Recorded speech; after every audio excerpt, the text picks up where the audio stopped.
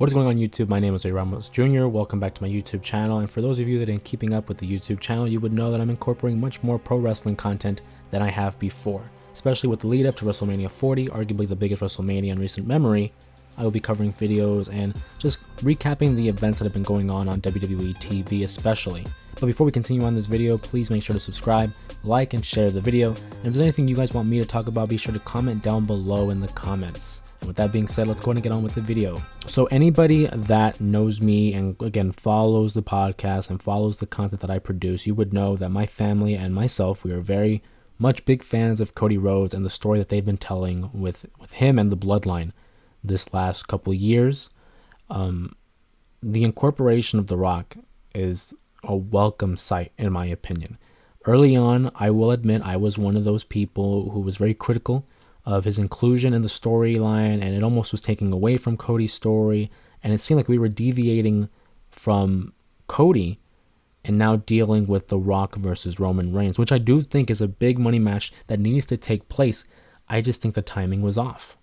And the more time that passes on, the more I'm convinced this was the plan. You look back at the Royal Rumble, or even if you want to, look back even further. At WrestleMania 39, Cody Rhodes challenges Roman Reigns for the WWE Universal Championship, and he loses. He doesn't just lose, but he's cheated out of the match because of interference from Solo Sikoa. And now we're thinking, where do we go from here? But if you recall, after WrestleMania, the night after, they tell Cody, there are no rematches. You're not getting a rematch at SummerSlam, the Survivor Series, the Royal Rumble. They acknowledge that loss. And now we're due for the next year of content that we're going to follow Cody Rhodes. He begins a feud with Brock Lesnar. And while this is going on, Jey Uso kind of deviates from the bloodline and eventually joins Cody on Raw, where they win the tag team championships and they hold it for a very brief time. But there is a moment in that title reign where they interact with Roman Reigns and Jimmy Uso and the bloodline, and there's this stare down, and this takes place in October. Again, planting the seeds. We know this is something we're going to be coming after in some time, especially with WrestleMania just around the corner. So we fast forward to the Royal Rumble, and Cody goes back to back, something they again foreshadowed because there was all this talk about, can he go back to back? Can he go back to back? Stone Cold, Hulk Hogan, and Shawn Michaels are the only guys to go back to back. So he goes back to back, and some people were critical and they said, well, no, it was supposed to be Punk. But because of the injury, they had to audible, and Cody won. Well, with Cody winning, they had a t-shirt saying that Cody was the 2024 Royal Rumble winner. And you're going to tell me they had that t-shirt made during the match? You know, in the process of them getting the press conference ready? I don't think so. Cody was supposed to win that Rumble. And at the conclusion of the pay-per-view, or the PLE, he points at Roman Reigns and he declares, I'm coming after you. You're the guy that I'm supposed to be fighting. He declares it in front of everybody, clear as day. And then we get this little side story with Seth, where Seth is urging him, like, you need to face me. You need to fight me for the workers' title. You don't want to go after the Hollywood title. You need to face me. And you see a little doubt creep into Cody Rhodes' mind, and he's thinking, okay, maybe he's onto something. And on that next episode of SmackDown, he tells Roman that I am coming after you, just not at WrestleMania, where he introduces, seemingly, Roman's next opponent, The Rock. And this led to a huge outrage online, people hashtagging We Want Cody, voicing their opinion, saying, why is The Rock all of a sudden coming in now, when it is a match that the community has been clamoring for some time? It's just bad timing. And now people are thinking, we just dropped the ball. This is Cody's time. If he doesn't win this title now, then we have a problem. And I was one of those. I was one of those guys that said, if he's not going to win the championship, if he's not going to fight Roman Reigns at WrestleMania, why did he win the Rumble? Because ultimately, if he wins the Royal Rumble, knowing what we know with Cody, knowing the story that they have been telling, why would he not want to challenge Roman Reigns, the man that defeated him at WrestleMania the year prior? Why would he settle for that world title when they even on television, they openly criticized it as being the secondary title? Roman Reigns even called it the losers bracket. And it just didn't make sense. And people, again, outraged over the weekend, because it was a Friday. Over the weekend, everyone's voicing their opinion, and "We Want Cody" is trending worldwide all over Twitter. And on that episode of Monday Night Raw, they acknowledge it. They talk about the outpour of support for Cody Rhodes. They acknowledge it, which WWE didn't do in prior years. You kind of swept it under the rug and acted like nothing ever happened, and you continued on with the story that was being told, but they acknowledged it, which was that first indication of like either they've changed something or they're going to change something. And then leading into that Las Vegas press conference for WrestleMania 40, the kickoff. And that's when we finally get the clarification that Cody will be fighting Roman Reigns. And it start planting the seeds of what the tag team match would eventually become. And shortly after that promo, or that, press conference, we get the promo of WrestleMania, where it's showing Seth and Cody lined up against The Rock and Roman. I think this was always the plan. I think they knew what they were doing in creating this buzz, creating this outpour of support for Cody Rhodes. I think in the end, this was how it was supposed to be. Now, of course, things might have changed, a little bit. Maybe the Rock heel turn wasn't supposed to happen as quickly or as strongly as it did. By the way, love the fact that they brought back the Hollywood Rock theme song from 2003. Love that aspect. It's fantastic. But I do think that this was all a part of the plan. And you see the 20-minute long videos that The Rock has been posting on his Instagram and on Twitter. Again, just diving more deep into the lore of this bloodline story and the story with Cody. And you see him talk about Pharaoh. You see him talking about Dustin and Cody's mom and diving into it personally. And everyone was kind of criticizing Cody on how he would come back after that slap from The Rock. And eventually he got his receipt and he slapped The Rock himself. And there was more criticism about how he was crying and how he was emotional. But I feel like that's a strong point of Cody's character. He wears his heart on his sleeve. He is who he is unapologetically. And if he's going to cry about something, he'll cry about something. And I know that's something that like my family have become deeply invested in.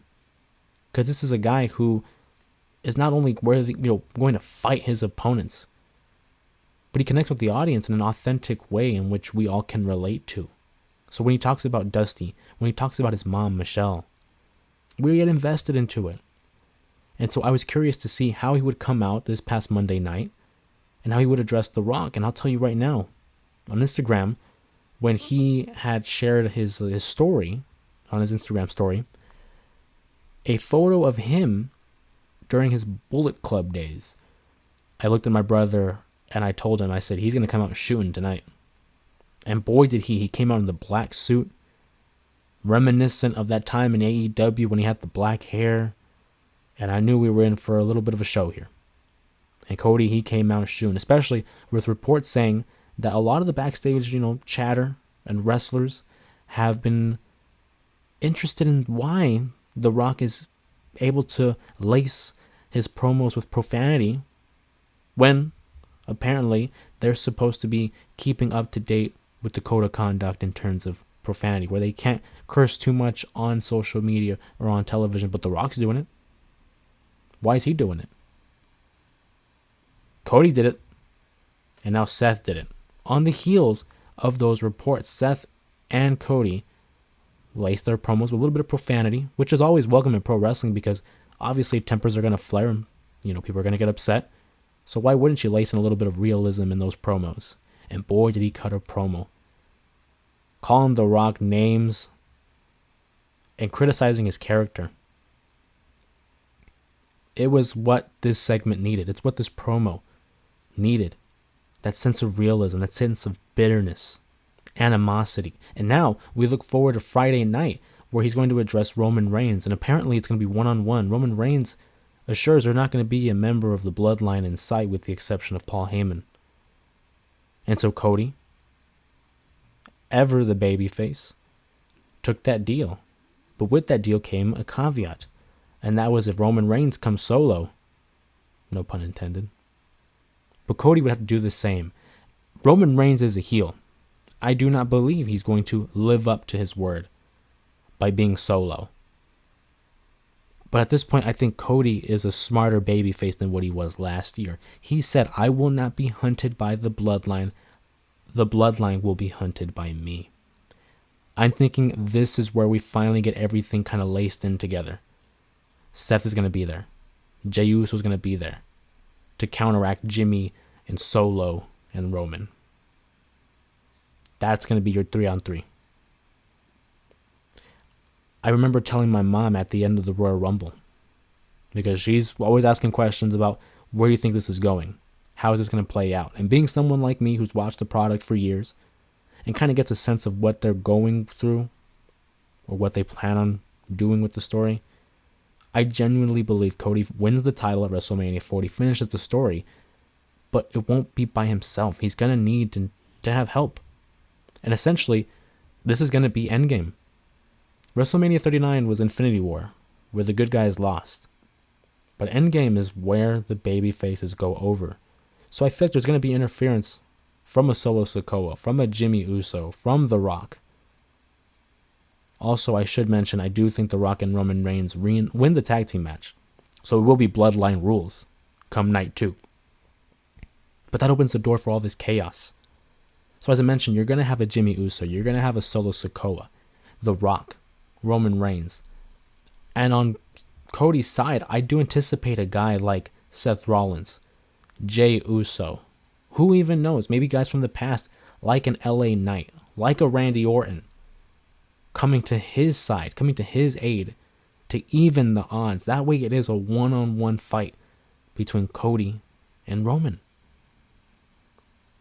But I think the talk about how, oh my God, like everything changed and everything was altered, I feel like this was the plan.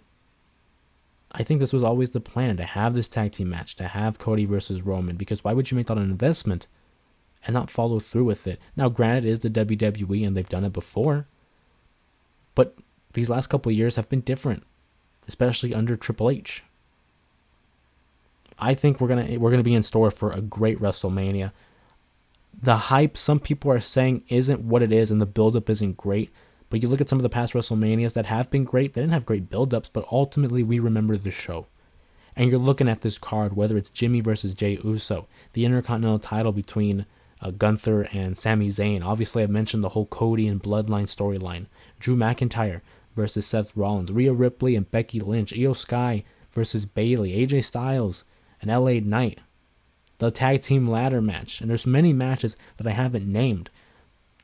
This show could be an all-time show, and I'm really hoping it is, because WrestleMania 10 was an all-time show, WrestleMania 20 was an eventful show, WrestleMania 30, all-time show. That trend,